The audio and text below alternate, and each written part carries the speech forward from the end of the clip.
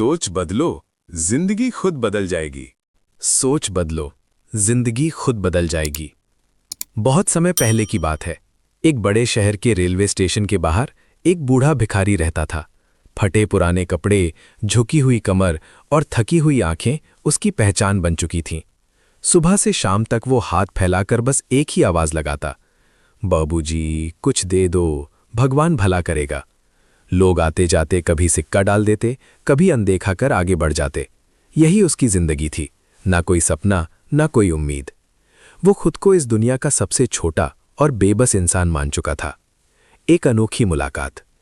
एक दिन स्टेशन पर एक सज्जन उतरे। उनके कपड़े सलीके थे, चेहरे पर आत्मविश्वास झलक रहा था। उन्होंने भिखारी को गौर से देखा और कुछ देर उसके पास खड़े रहे। भिखारी ने आदतन हाथ बढ़ाया।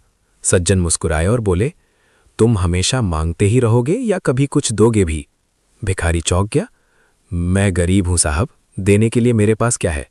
सज्जन ने शांति से कहा, इस दुनिया में पाने के लिए कुछ न कुछ देना पड़ता है। जो खुद को खाली समझता है वो हमेशा खाली ही रहता है।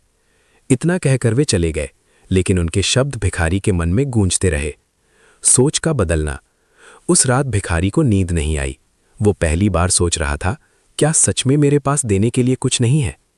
अगली सुबह उसने अपने पास बचे पैसों से पास की फूल वाली से कुछ ताजे फूल खरीदे। फिर उसने एक छोटा सा गुलदस्ता बनाया और आने जाने वालों से कहने लगा, मांग नहीं रहा हूं, ये फूल स्वीकार कीजिए, आपकी खुशी के लिए। लोग हैरान रह गए।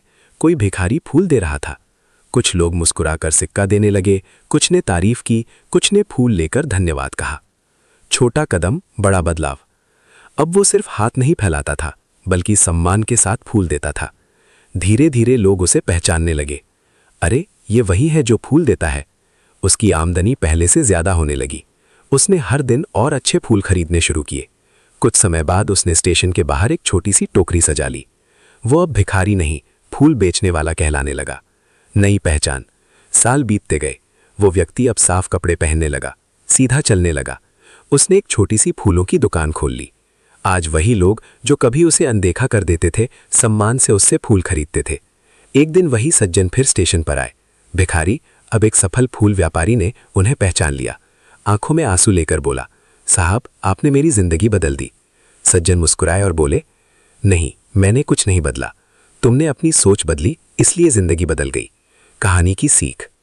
जब तक हम खुद को छोटा समझते हैं, दुनिया भी हमें छोटा ही समझती है। देने की भावना हमें पाने के योग्य बनाती है। आत्मसम्मान और सकारात्मक सोच से असंभव भी संभव हो जाता है। याद रखिए, सोच बदलो, जिंदगी खुद बदल जाएगी। अगर आपको कहानी अच्छी लगे तो लाइक, शेयर, कमेंट, सब्सक्राइब करना ना भूलें।